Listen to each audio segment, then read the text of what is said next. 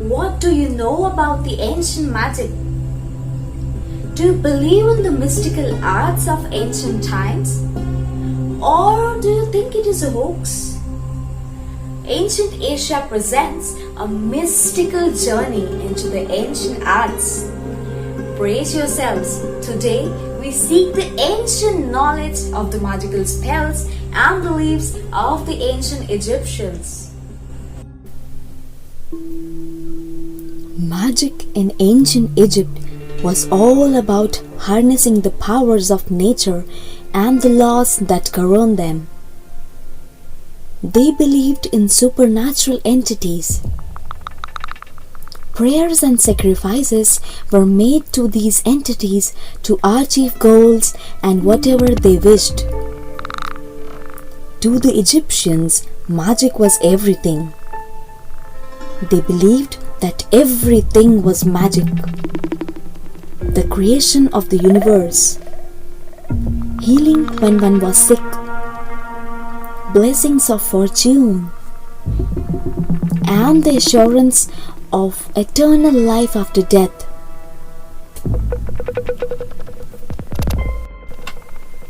Number 1. Heka, the god of magic. Heka was the god of magic and the practice of the art itself.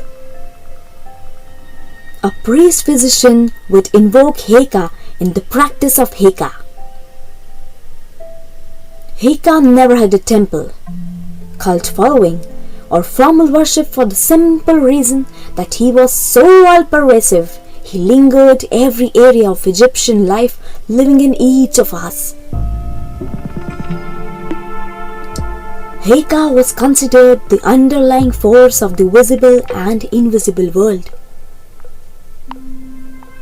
Maat represented the central Egyptian value of balance and harmony, while Heka was the power which made balance, harmony, and every other concept or aspect of life possible. In the ancient coffin texts, Heka claims this primordial power, stating as hence says, "To me belonged the universe before gods came into being. You have come afterwards because I am Heka." Spell 261. After creation, Heka sustained the world as the power which gave the gods their abilities. The priest or priestess would never invoke Heka directly because he was already present in the power of the deity they served. Number 2. Magic and medicine.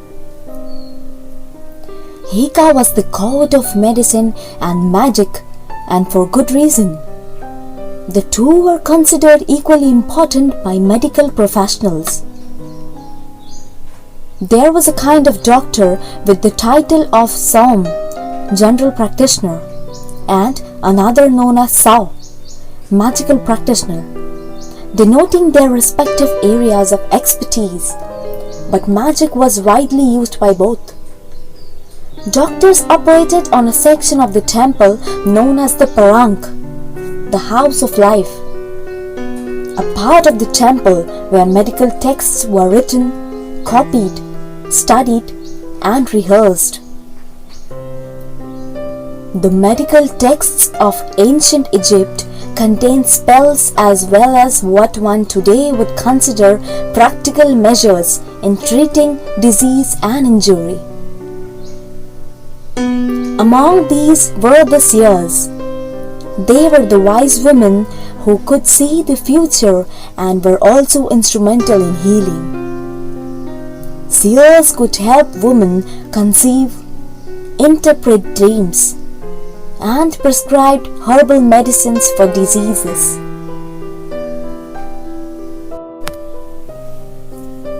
Number 3. Magic in death.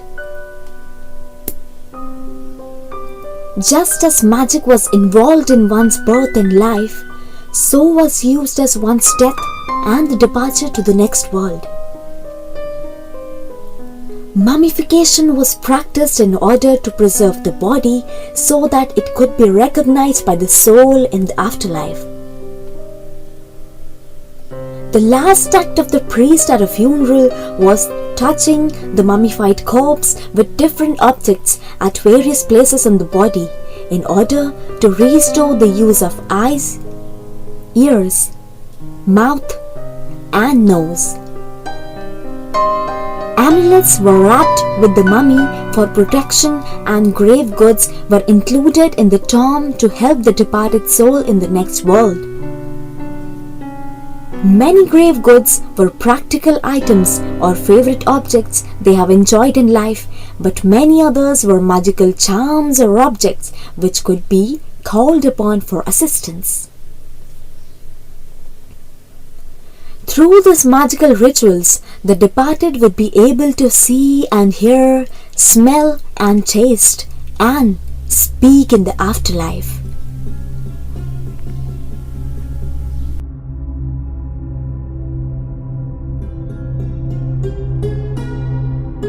Ancient rituals are practiced all over the world, although the arts of the olden days are now dying. Stay with us when we go deep into the mystic arts of Asia. Share, like, and subscribe. This is Ancient Asia.